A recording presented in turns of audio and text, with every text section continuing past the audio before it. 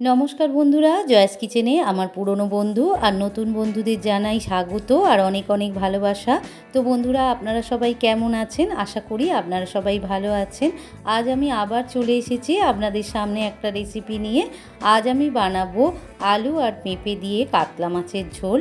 তো বন্ধুরা, ভিডিওটা প্রথম থেকে শেষ পর্যন্ত দেখার অনুরোধ রইল।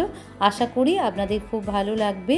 তো বন্ধুরা, আমরা তো অনেক সময় রিচ খেয়ে থাকি, 2 দিন 3 দিন হয়তো রিচ খেয়েছি, তারপরেই মনে হয় যেন একটু হালকা ঝোল খেলে, মাছের ঝোল খেলে খুব ভালো হয়।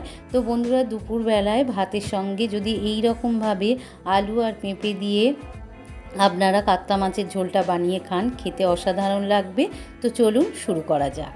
কাতলা মাছের ঝোল বানানোর জন্য এখানে আমি 3 পিস কাতলা মাছ নিয়ে নিয়েছি।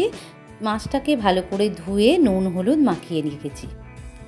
গ্যাসের উপর আমি একটা কড়া বসিয়ে দিয়েছি। কড়াতে বেশ কিছুটা সর্ষের তেল আমি দিয়ে দিলাম। তেলটা গরম হয়ে গিয়েছে। এবারে আমি মাছগুলো উল্টে পাল্টে ভেজে নেব। মাছগুলো উল্টে পাল্টে আমি লাল লাল করে ভেজে নিয়েছি। এবারে আমি মাছগুলোকে একটা পাত্রে তুলে নেব।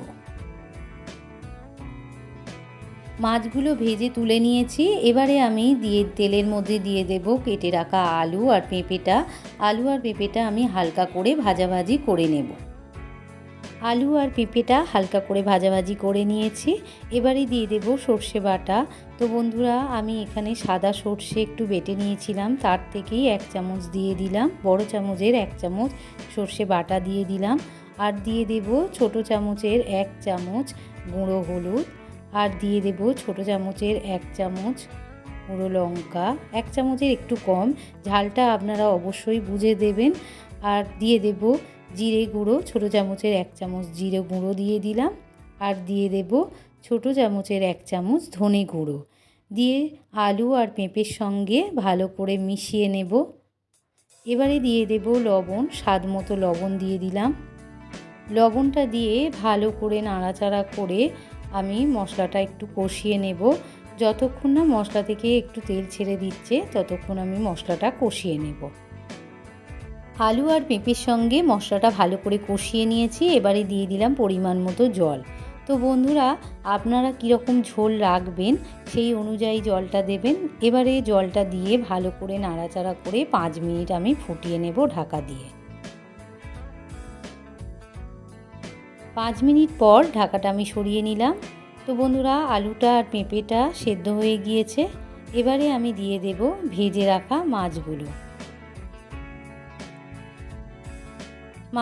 দিয়ে ভালো করে একটু নাড়াচাড়া করে নেব, ঝোলের মধ্যে একটু ডুবিয়ে দিয়ে আরও আমি 1 মিনিট ফুটিয়ে নেব ঢাকা দিয়ে।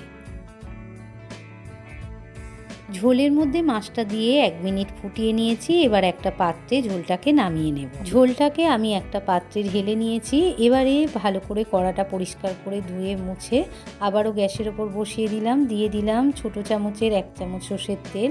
আর দিয়ে দিলাম অল্প একটু 5 ফোড়ন।